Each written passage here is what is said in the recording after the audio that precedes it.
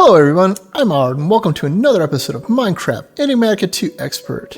This week, I think it's time to continue on with Astral Sorcery. That's why we're up on our platform. And we're going to continue where we left off with the Attunement Altar. And the Attunement Altar is within our means, because it just requires star metal, which is just from the dust, a rock crystal, and then marble and aquamarines, and a spectral relay. The spectral relay is the thing that I mentioned that can increase power going into the crafting altar, and it is also really easy to make. It just requires a glass lens, which requires the Thaumcraft components. In addition to that, it is a multi-block structure that requires a fairly large platform to do, as well as fairly large pillars, although this is all just marble. I do have to wonder if I actually have enough room on this platform for this. I really should have figured out the sizes that I needed before I started on any of this. And now we have the Attunement Altar done. However, you might notice that I'm not in the center of the platform anymore because I grossly underestimated exactly how much space I was going to need up here. So I built another little side nook for this to be for now. And you notice it's not quite centered because, of course, it's not. I haven't planned out anything well on this at all.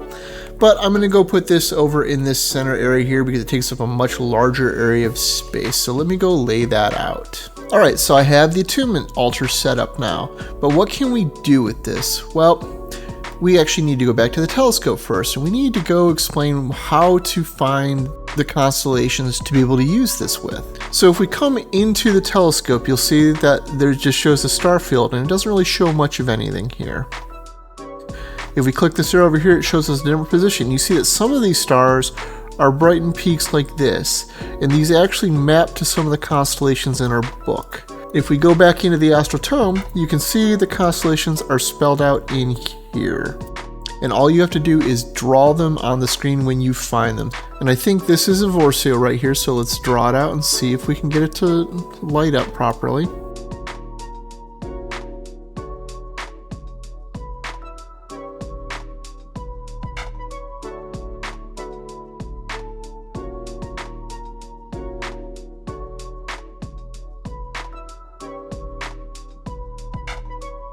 And there we go.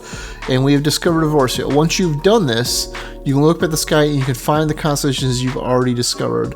Once you have this, you can then hold one of the constellation papers you got out of the chest from the Astral Temples that matches it.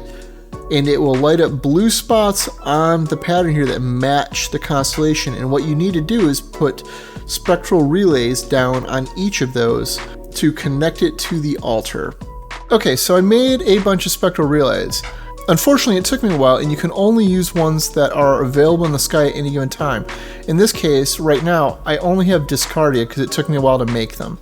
So let me prep this with the constellation paper again, light everything up, and let's put the spectral relays down.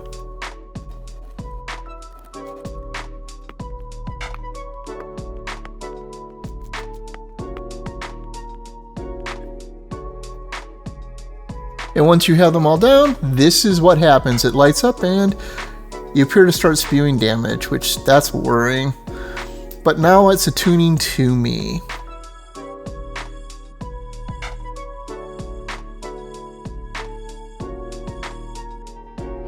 And now I'm attuned to Discardia. Now, as to what this does, if you open up the Astral Sorcery book, it adds a perks tab, which, well, it gives a big old talent tree. Starting with my active node in Discardia, which increased critical hit chance, which I can add my 1 point that I had to increase melee damage. But there are other options if you are attuned to different trees or different spots or different starting points, and you gain points over time. If you look inside the attunement section of the Astral Sorcery book, you will see this one called Shifting Star. If you make this allows you to reset back to where you were without points. In this one, the perk ceiling one allows you to lock a perk temporarily so that it's not in use if you want it turned off. One of the other things you can use the Attunement Altar for is to attune rock crystals. And you just throw the rock crystal in and it sets up there and starts to light up. Unlike actually tuning yourself, this does not require the constellation be up in the sky. As you can see, it's the next day and the one Discardia is gone. But the rock crystal is currently attuning.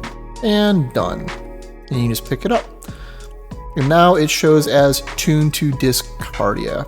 You can also attune celestial crystals, but I'm not going to do that. That was just to show you that you can do it, because I don't actually know what these are for yet, so I didn't actually want to use up the celestial crystal I made, because until I know what they're for, there's no point in attuning it, right?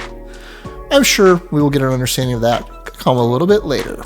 Instead, to continue progressing through the quest book, which was my main goal, so that we can get up to the celestial altar eventually, we're going to do the ritual pedestal. And the ritual pedestal is one that, well, doesn't look too bad to do. It's just a bunch of chiseled marble, a rock crystal, and some starlight. But if you go into the Astral Sorcery manual, it too is a giant multi-block structure. That thankfully is only a single floor this time. Okay, and the ritual pedestal is built. And this basically acts kind of like a beacon, a standard vanilla Minecraft beacon, but it does different things. Like the Discardia one, which uses this attune crystal I have in my hand that I just previously made, will damage mobs that are nearby it. But it only works if the constellation is up in the sky. So like I can put it on here, it glows, but it just won't do its thing because A, it's daytime, and B, its constellation isn't present. I'm fairly sure there are ways to upgrade these to make them work all the time and whatnot later, but not that useful to me right now. There are some decent effects, but this isn't what we built it for. Because honestly, what we built it for was just to finish filling this out and getting it built, just so we have it, so that when we get to the collector crystal, which we super want, we can actually do it. However, we are still completely blocked on the celestial altar due to the blood magic component. Alright, and as I just discovered, if you find a constellation that you've looked up the pattern for, like in this case, Lucerna, even if I draw this out, I cannot complete it, because you have to go then find more of the constellation papers out in altars to get them, because after you attune, you will start finding them again. So even though this is here, I can't actually get this now. Okay, yeah, and I'm back here, and I have these chests that I've mostly left unlooted. And while this says there's nothing here, if we pick this up, it says it now has boots. There are, I believe, 7 new ones you can pick up after attuning, so ideally leave some blank papers behind, or possibly you can have picked them up and put them in storage and pick them up again later. I'm not actually sure, but I think I have all of the new constellations now. So with the setting of the sun there, I think we're going to call it here, folks, because we're pretty much blocked on Astral Sorcery now until we start getting into blood magic and unlock the celestial altar. There's a few other minor gadgets we could make that might make things interesting, but they're not really going to help us move the bar forward on Enigmatica for the time being. The main thing we could do would build up more perk points and get more stuff unlocked.